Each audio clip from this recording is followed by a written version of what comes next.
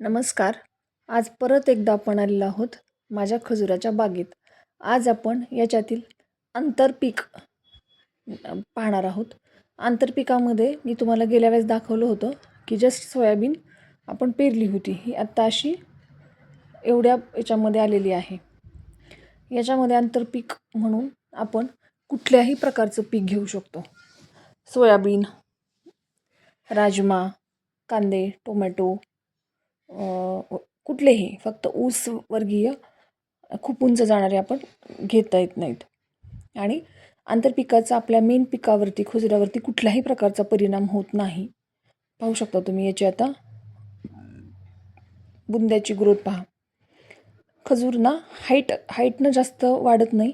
हे खाली बुंदा ह्याचा दाट होतो, बुंदा वाढतो आणि मेन पीक जे आहे ना त्याची हाईट खूप स्लो ग्रोथ असते, कारण हे खूप उंच जात नाही. 80 वर्ष लाईफ असल्यामुळे ह्याची ग्रोथ त्याच लेवलनी होते. याला आपण कम्प्लिटली ऑर्गॅनिक नॅचरल जैविक फवारणी करतो. जे मी आत्तामध्ये संभाजीनगरला गेल्यानंतर जो व्हिडिओ बनवला होता ते जैविक खतं मी आता याला फवारणार आहे. ट्रायकोडर्मा एक फवारणी आणि ड्रिचिंग करणार आहोत. त्याच्या अगोदर आत्ता जस्ट हे जे खजुराच्या आळ्यामध्ये फार गवत झाले, ते गवत आपल्याला काढून घ्यायचं आहे. उन्हाळ्यामध्ये हे गवत मी असंच ठेवलं होतं. त्याने काय झालं, आपला जो उन्हाळ्याचा त्रास आहे तो डायरेक्ट झाडाच्या मुळाशी पोहोचला नाही आणि त्याच्यामुळे आपले झाडं आहेत ना ते सेव्ह झाले. त्याला सनबर्नचा बिलकुल हे लागलं नाही. हे 2 झाडाच्या मधलं जे अंतर आहे ना, हे जे उभं दिसतंय हे झाड ते हे झाड, याच्यामध्ये आपण दोन्ही ड्रिपच्या मध्ये तुम्ही कुठलंही पीक लावू शकता. याच्यावर वांग्याचे झाडं, टोमॅटो, म्हणजे जे प्लांट्स आहेत, मिरची, हे खूप छान येतं कारण ह्याला पाणी व्यवस्थित पोचतं. हे पहा तुम्ही याचा बुंदा.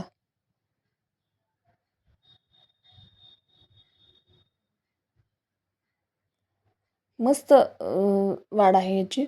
याला आत्तापर्यंत आपण हे आता बुरशीनाशकाचीच फवारणी करणार आहोत, कारण पावसाळ्यामध्ये काय होतं, पाऊस आणि ऊन याच्या दमट ह्याच्यामुळे खाली बुरशीचा प्रभाव दिसू शकतो. हे सोयाबीन असं आहे.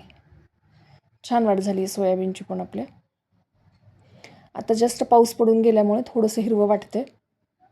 गेल्या वर्षी मी याच्यामध्ये राजमा घेतला होता आणि या दिवसामध्ये, सोयाबीनच्या या दिवसामध्ये हे शेतरिकामच होतं, कारण आपली जस्ट लागवड झालेली होती आणि छोटे प्लांट असल्यामुळे आपण कुठलंही पीक गेल्या वर्षी घेतलं नव्हतं. आणि नंतर ज्या याच्यामध्ये हरभऱ्याची पेरणी चालू असते त्या हंगामात आपण राजमाची लागवड केली होती याच्यामध्ये. खूप छान. आणि आपण हे ना आत्ता यावेळेस बैलांनी पेरून घेतलेलं आहे. हे याचं आहे, आपलं लुलूचं आहे. लुलूचं पण झाड आहे, पण दोन्ही झाडापेक्षा थोडंसं ग्रोथ कमी आहे.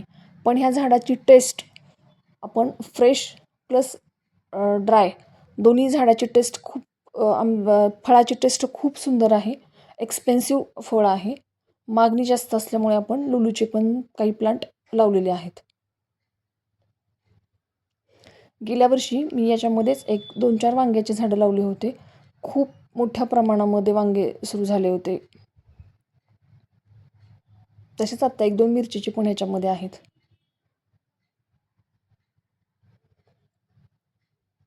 हे पहा, बघायला मिरच्या किती लागलेत. कारण याला पण आपण जैविकच फवारणी करतोय, कुठलेही केमिकल नाही आहे. जैविकमुळे याला खूप प्रचंड प्रमाणामध्ये मिरच्या आहेत. 2च प्लांट आहेत पण खूप मिरच्या लागलेल्या आहेत त्याला. हे अशा प्रकारे आपण कुठलंही पीक दोन्ही झाडाच्या मध्ये घेऊ शकतो. आणि इंटरनल क्रॉपिंगचा एकच फायदा राहतो. याला पहा तुम्ही, कुठलाही त्रास याला नाही आहे. खजुरापासून हे लांब आहेत. इंटरनल क्रॉपिंगचा एक फायदा आहे की तण कमी होतं. पहा,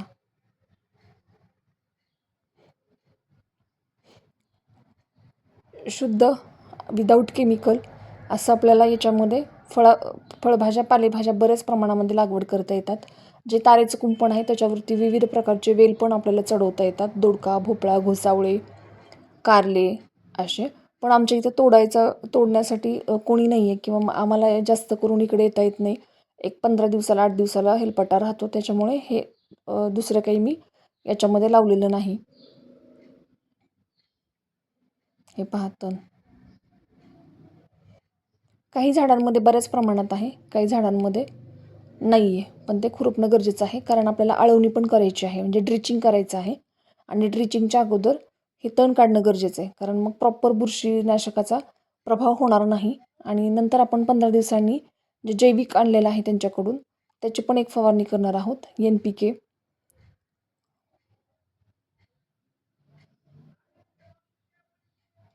असं फिरल्यानंतर किंवा 10-15 दिवसातून चक्कर मारल्यानंतर आपल्याला हे कळतं की झाडांवरती काही इफेक्ट आहे का, झाडं व्यवस्थित आहेत का, प्लांट छान आहेत का, पाणीचं कसं नियोजन आहे, काही झाडं कोरडे पडलेत का, म्हणजे सगळं पाहता येतं आपल्याला. इंटरनल क्रॉपिंग मध्ये पण तणाचा प्रभाव राहत नाही, त्याच्यामुळे मेंटेनन्स पण कमी राहतो.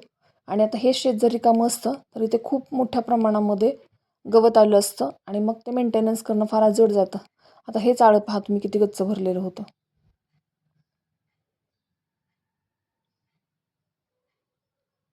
आता याच्यामध्ये हे जेव्हा सोयाबीन निघेल तेव्हा पलीकडे एक 10 फूट आणि इकडले 10 फूट असं अंतर राहते, की ज्याच्यामध्ये ट्रॅक्टर किंवा बैल असं कुठल्याही ना आपल्याला पेरता येत नाही. तर तिथं आपण मल्चिंग टाकून घेणार आहोत. मल्चिंगनं काय होईल, तण कमी होईल आणि आपण मल्चिंगमध्ये एक नवीन पीक लागवड करणार आहोत. पीक म्हणण्यापेक्षा एक नवीन प्रयोग करणार आहोत, जो की खजुरासारखाच युनिक आहे. तो मी तुम्हाला नंतर दाखवेल. ते सगळ्यांसाठी सरप्राईज आहे. ॲक्च्युली तो पूर्ण शेतामध्येच लावायचा होता, पण आपल्याकडे सक्सेस किती आहे आणि मागणी किती आहे, त्याच्यामुळे मी फक्त दोन्हीकडे सध्या लावायचा विचार चालू आहे. आणि जर सक्सेस झालं तर नेक्स्ट सप्टेंबर ऑक्टोबरमध्ये आपण पूर्ण इंटरनल क्रॉपिंग म्हणूनच ते करणार आहोत. ते 5 ते 6 महिन्याचंच पीक आहे, त्याला काही फार हे होत नाही.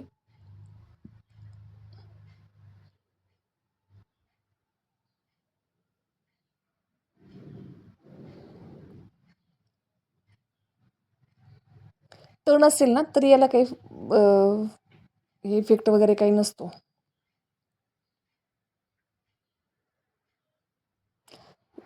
असं बागेत चक्कर मारायला किंवा झाडांचं व्यवस्थित ऑब्झर्वेशन करणं पण खूप गरजेचं असतं. कमीत कमी 15 दिवसातून एक व्हिजिट झाडांसाठी करावी लागते. याच्यामध्ये तूर लावता येत नाही हां, कारण तूर हे जास्त दिवसाचं आहे आणि खूप वाढणार आहे, पसारा जास्त असतो, सावली पडू शकते, म्हणून ते नाही जमत.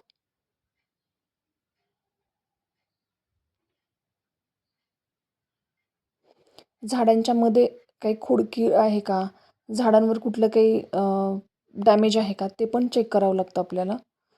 पानाच्या खालून आणि पानाच्या वरून कुठलं थिप्स वगैरे काही आहेत का,